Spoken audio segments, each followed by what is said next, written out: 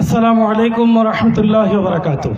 ইসলামী সমাজ কল্যাণ পরিষদ তারাগঞ্জ কর্তৃক আয়োজিত আজকের এই অত্যন্ত চমৎকার আয়োজন, আমি বলবো সময়ের সবচেয়ে সমৃদ্ধ, সুন্দর এবং উপযোগী আয়োজন।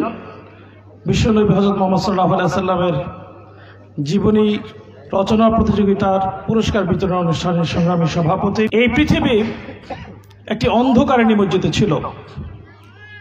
অন্ধকারের জন্য এই পৃথিবীকে আলোকিত করার জন্য এই পৃথিবীর চূড়ান্ত গন্তব্য নিশ্চিত যেন আলোকিত পথে পরিচালিত হয়, সেজন্যে এই পৃথিবীতে আল্লাহর পক্ষ থেকে আলোকবর্তিকা পাঠিয়েছিলেন। থমাস কার্লাইল নামক ইউরোপিয়ান একজন স্কলার, তিনি বলেছেন যে আমি যখন পৃথিবীকে অধ্যয়ন করা শুরু করেছি, পৃথিবীর আদি থেকে অন্ত পর্যন্ত পড়তে গিয়ে দেখলাম আরব্য জগতের সূচনা থেকেই আরব জাতি ছিল বর্বর, অপরিচিত, অসভ্য। কিন্তু এই পৃথিবীতে আগত একজন আলোকিত মানুষের জাদুর কাঠির ছোঁয়ায় হঠাৎ করে এই অসভ্য, বর্বর, অপরিচিত আরব জাতি পৃথিবীর কাছে সবচেয়ে বেশি সুসভ্য, সুপরিচিত জাতিতে পরিণত হয়েছে। যার জাদুর কাঠিতে, যার ছোঁয়ায় এই পৃথিবী আজকে আমাদের কাছে সবচেয়ে বেশি সুপরিচিত, সবচেয়ে বেশি সমাদৃত, সবচেয়ে বেশি সভ্য, সেই আরব্য রজনীর উপাখ্যানের অন্যতম মহানায়ক, সর্বকালের সর্বশ্রেষ্ঠ মহামানব, সর্বশ্রেষ্ঠ নবী, সর্বশ্রেষ্ঠ রাসূল, প্রিয় নবী হযরত মুহাম্মদ সাল্লাল্লাহু আলাইহি সাল্লামকে নিয়ে আজকের এই আয়োজন। প্রিয় নবী হযরত মুহাম্মদ সাল্লাল্লাহু আলাইহি সাল্লাম, তিনি তার জীবনের সর্বদিক থেকে আমাদের জন্য শিক্ষা রেখে গিয়েছেন। এই জন্য আল্লাহ তাআলা পবিত্র কোরআনে উল্লেখ করেছেন, লাকাদ কানা লাকুম ফি রাসূলিল্লাহি উসওয়াতুন হাসানাহ। তোমাদের জন্য এই পৃথিবীতে যদি ভালো মানুষ হতে চাও, ভালো সন্তান হতে চাও, ভালো বাবা হতে চাও, ভালো শিক্ষক হতে চাও, এই পৃথিবীর ভালো শাসক হতে চাও, তাহলে তোমাদের জন্য আদর্শ হলো প্রিয় নবী হযরত মুহাম্মদ সাল্লাল্লাহু আলাইহি সাল্লাম। এই জন্যে এই পৃথিবীকে যারা পরিচালনা করেছে, এই পৃথিবীতে যত চিন্তা, মতবাদ, আদর্শকে পৃথিবীর মধ্যে চাপিয়ে দেওয়ার চেষ্টা করা হয়েছে এবং আল্লাহ রাসূল সাল্লাল্লাহু আলাইহি সাল্লামকে, তার আদর্শকে, তার আনিত বিধানকে মুছে দেওয়ার জন্য যত চেষ্টা করা হয়েছে, সকল চেষ্টাই ব্যর্থতায় পর্যবসিত হয়েছে। এজন্যই আজকে একবিংশ শতাব্দীর সবচেয়ে চাকচক্যময় এই পৃথিবীর সবচেয়ে বড় সংকট যেটি, সেটি হলো নৈতিকতা, আদর্শ, মূল্যবোধ এবং দেশপ্রেম। এই বিষয়টি শিক্ষার জন্য সর্বকালের সর্বশ্রেষ্ঠ দেশপ্রেমিক, পৃথিবীর সবচেয়ে পরিচিত, সুখ্যাত সত্যবাদী প্রিয় নবী হযরত মুহাম্মদ সাল্লাল্লাহু আলাইহি সাল্লামকে আমাদেরকে অনুসরণ করতে হবে। প্রিয় নবীর অনন্য বৈশিষ্ট্যগুলোর মধ্যে একটি ছিলেন, তিনি অত্যন্ত সত্যবাদী লোক ছিলেন, একই সাথে তার কথা এবং কাজে ছিল অনন্য মিল। মাইকেল এইচ হার্টের নাম শুনেছেন। তিনি তার 100 best philosophers of the world, পৃথিবী বিখ্যাত 100 দার্শনিকের ইতিহাস রচনা করতে গিয়ে সবার আগে যাকে ঠাঁই দিয়েছেন, তিনি হলেন প্রফেট মুহাম্মদ সাল্লাল্লাহু আলাইহি ওয়াসাল্লাম। তাকে প্রশ্ন করা হয়েছিল, why did you select Prophet Muhammad sallallahu alaihi wasallam as the best philosophers of the world? কেন তুমি পৃথিবীর সর্বশ্রেষ্ঠ দার্শনিক হিসেবে মুহাম্মদ সাল্লাল্লাহু আলাইহি ওয়াসাল্লামকে গ্রহণ করেছো? তিনি বলেছিলেন, thousands of people, thousands of philosophers পৃথিবীতে said many things but did nothing. হাজার হাজার দার্শনিক, হাজার হাজার ব্যক্তি পৃথিবীতে অনেক কথা বলেছে, বাট কিন্তু কিছুই করে দেখাতে পারেনি।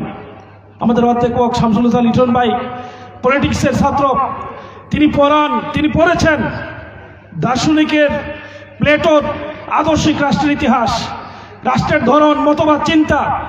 সেই আদর্শিক রাষ্ট্রের, এই পৃথিবীর সবচেয়ে বর্বর রাষ্ট্রের জন্ম দিয়েছে তার আদর্শিক রাষ্ট্র দিয়ে দেশকে পরিচালনা করতে গিয়ে। কারণ হলো তিনি শুধু বলে গেছেন, হাতে কলমে কিছু দেখিয়ে দিতে পারেননি। কিন্তু মুহাম্মদ সাল্লাল্লাহু আলাইহি সাল্লাম যা বলেছেন, পৃথিবীতে একমাত্র দার্শনিক did each and everything what he said in his life. তিনি তার জীবনে যত কথা বলেছেন সব হাতে কলমে করে দেখিয়েছেন। এজন্য আপনার নিজেকে, আপনার সন্তানকে যদি এরকম কথা এবং কাজে মিল রাখতে চান, সত্যবাদী হিসেবে রাখতে চান, তাহলে এখন সবচেয়ে বেশি প্রয়োজন হলো আল্লাহ রাসূল সাল্লাল্লাহু আলাইহি সাল্লামকে ভালো করে জানা। আমি খুবই আনন্দিত হয়েছি আজকের পুরস্কারের তালিকায় be smart with prophet Muhammad সাল্লাল্লাহু আলাইহি সাল্লামকে রেখেছেন, যে কারণ এই সময়ে সবচেয়ে আকর্ষণীয়, লাস্যময়ী, প্রয়োজনীয় মনে করা হয় smartness. But what is smartness we will get from the book. আজকের যে বই এখানে রাখা হয়েছে এখান থেকে পেতে পারি সত্যিকার স্মার্টনেস কাকে বলা হয়। এই সময়ের আর একটি অন্যতম সংকট হলো একজন সন্তান এরকম প্রাইমারি থেকে শুরু করে বুয়েট, মেডিকেল, ঢাকা বিশ্ববিদ্যালয় সহ বড় বিশ্ববিদ্যালয়ে পড়া শেষ করলেও সে তার স্রষ্টাকে চিনতে পারে না, সে তার নিজেকে চিনতে পারে না। যে কথা সক্রেটিস বলেছেন, নো থাইসেলফ, তুমি তোমার নিজেকে চিনো, সে নিজেকে চিনতে পারে না। এমন কাজ করে বসে যে নিজে নয়, শুধু তার বংশ পরিচয় দিতে সে লজ্জাবোধ করে।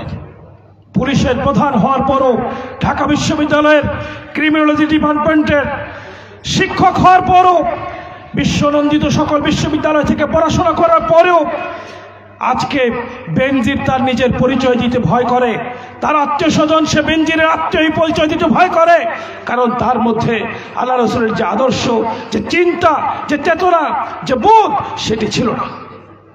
শুধু তাই নয়, বিসিএস ক্যাডার হওয়ার স্বপ্ন দেখি আমরা। বিসিএস ক্যাডার হয়েই বাংলাদেশের অন্যতম প্রতিষ্ঠান এনবিআর এর সদস্য হয়েছিলেন মতিউর। তিনি ছাগল কাণ্ডে ধরা খেয়ে তিনি তার পরিচয়, তার সন্তানের পরিচয়, তার স্ত্রীর পরিচয় অস্বীকার করেছেন। কারণ হলো তার মধ্যে আল্লাহ রাসূল সাল্লাল্লাহু আলাইহি ওয়াসাল্লামের শিক্ষা ছিল না। এজন্য আমি বলবো, আপনি যদি মনে করেন আপনার নিজে, আপনার সন্তানকে who is he or she, K say, why Almighty Allah created him, what is the responsibility to the Almighty Allah, কে সে, আল্লাহ তাকে কেন সৃষ্টি করেছেন এবং তার প্রভুর প্রতি, আল্লাহর প্রতি তার দায়িত্ববোধ কি, what will be asked in the hereafter life, পরবর্তী জীবনে কিয়ামতে কাঠগড়ায় তাকে কি জিজ্ঞাসা করা হবে, what will be the answers, কি উত্তর হবে। এই প্রশ্নের জবাবগুলো যদি প্রস্তুতি নিয়ে পারেন, এই প্রশ্নের জবাবগুলি যদি খুঁজতে চেষ্টা করেন, সত্যিকার অর্থে খুঁজেন, তাহলে আল্লাহ রাসূল সাল্লাল্লাহু আলাইহি সাল্লামের জীবন ছাড়া পাওয়ার আর কোনো উপায় নেই।